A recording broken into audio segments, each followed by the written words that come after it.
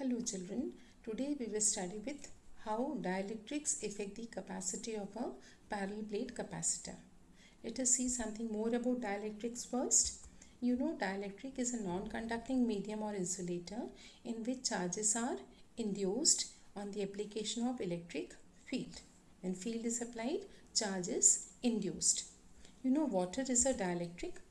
A water molecule, if you take, it has a permanent dipole moment as represented by the vector P.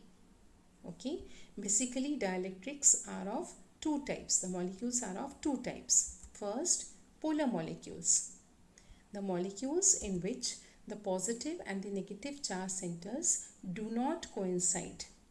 Okay, they are separated by some distance. Then such a molecule is called polar molecule.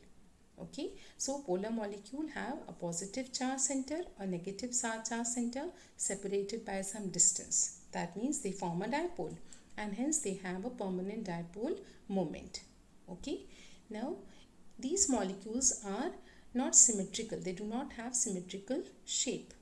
For example, water molecule, all ionic compound are also polar.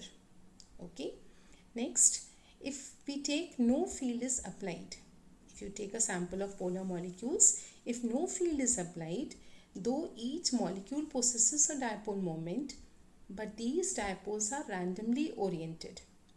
So if field is 0, dipoles are randomly oriented, hence net dipole moment will be 0. Okay, whereas when field is applied, if no field is 0, random orientation. When field is applied, the dipoles align in the direction of field, and as a result now the sample possesses a net dipole moment as represented above. Okay, as represented in the figure. Now it will have a net dipole moment in the direction of field. Okay, so in presence of field, the dipoles orient themselves in a regular fashion and dipole moment is induced. Okay, a non-polar molecule. Non-polar means it will have no poles, it will not have poles. That means now the positive and the negative charge centers, they coincide. Okay, then such a molecule is called non-polar molecule. Okay, example if you take of non-polar molecule, nitrogen, methane, oxygen are some of the examples. And unlike polar, these are symmetrical in shape. They have symmetrical shape. Okay, now again if we take the effect of field, if you take a sample of non-polar molecule, these molecules are symmetrical, represented by, they will have spherical shape. The positive and negative charge centers will be at the same point. Okay, so net dipole moment will be 0 because the positive and the negative charge centers are at the same point, hence dipole moment is 0. But when field is applied, this was in absence of field, when field is applied, the positive and negative charge centers, they get separated by some distance. Means now a dipole moment is induced. So this sample will now possess a net dipole moment. Again the dipole moment is in the direction of field. So as soon as the field is applied, the positive charge centers are pushed in the direction of field and the negative charge centers are pushed opposite to field. And as a result now a dipole is formed. So it has a dipole moment.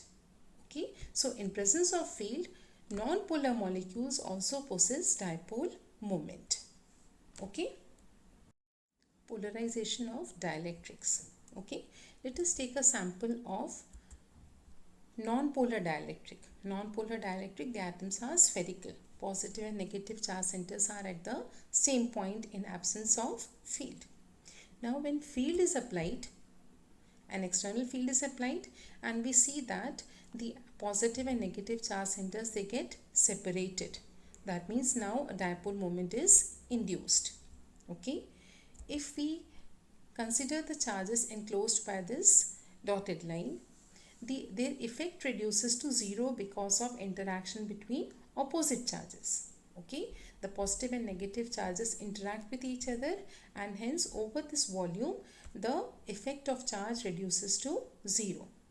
But near the positively charged plate, near the external positively charged plate, you have negative charge of the dielectric, and near the negative plate of the external field you have positive charge of the dielectric.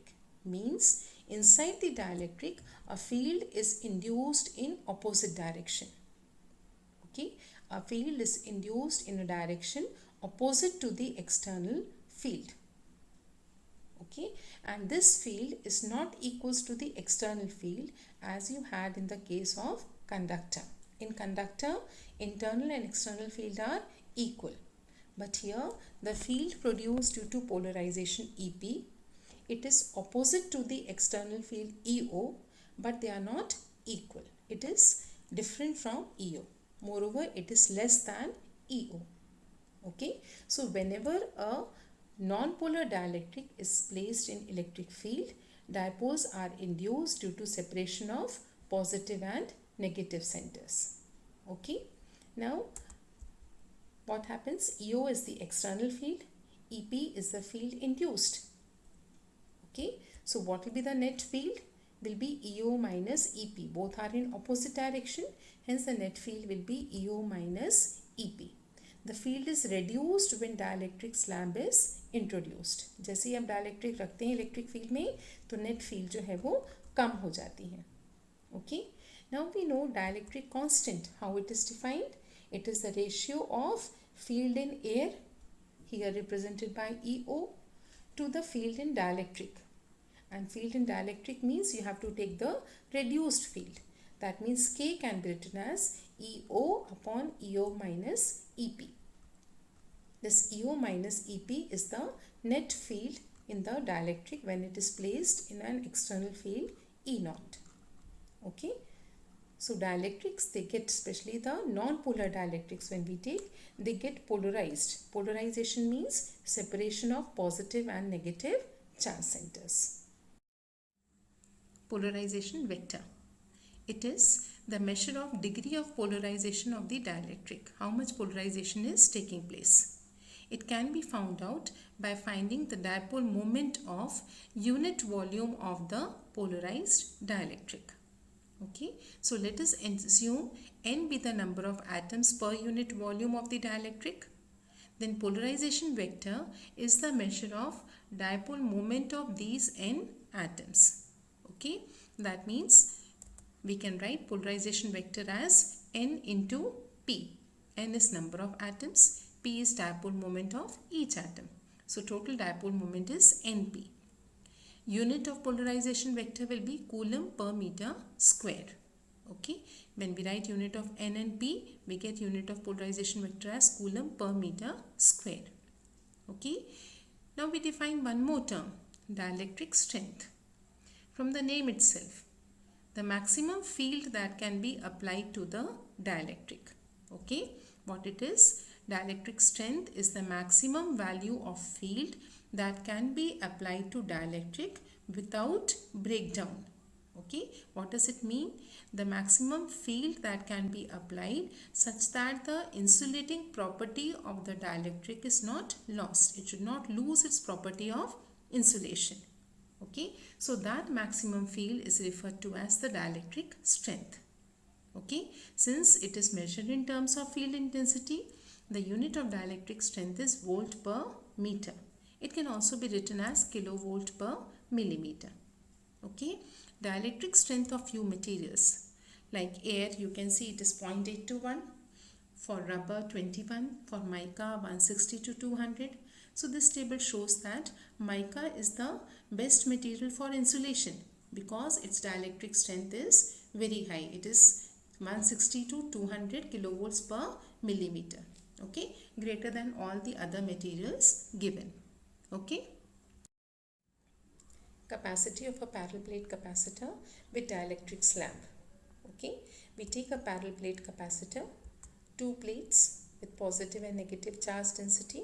Let E naught be the electric field in air. Okay, now we place a dielectric of thickness T between the plates. T is less than D. D is the distance between the plates and T is the thickness of dielectric. We know field inside dielectric is opposite to E naught. Field in dielectric is opposite to the external field. So what will be the net field? EO minus EP. Okay. Now we want to write potential difference between the plates. Okay. What will be potential difference? Now it has two terms. One is field in air.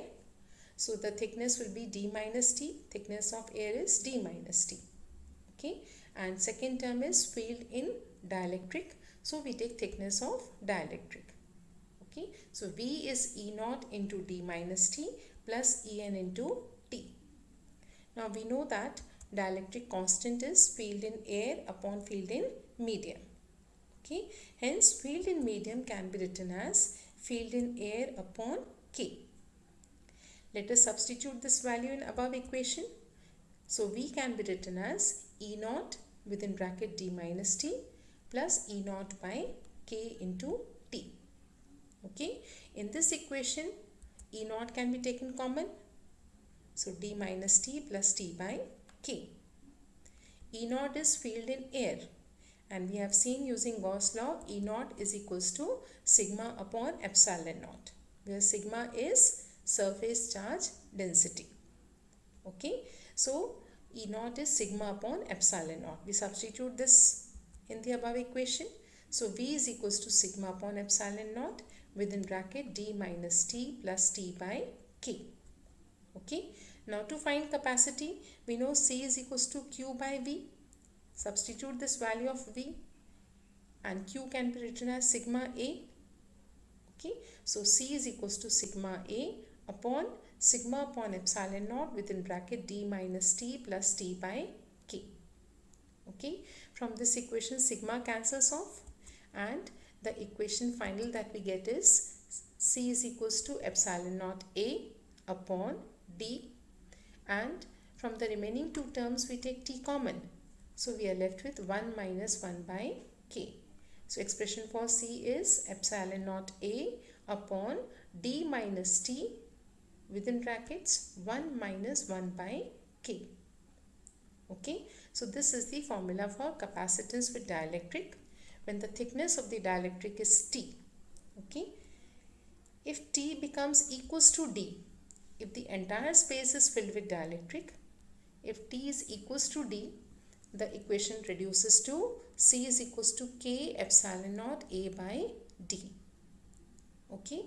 And this shows that capacitance with dielectric is K times capacitance with air as medium. Okay. Capacitance with dielectric is K times capacitance with air as medium. Hence, capacity increases on the introduction of dielectric between the plates. Okay. We have seen that electric field decreases with dielectric, potential also decreases with dielectric, even electric force decreases in a dielectric, but capacity of a capacitor increases when dielectric is inserted between the plates of capacitor. Okay.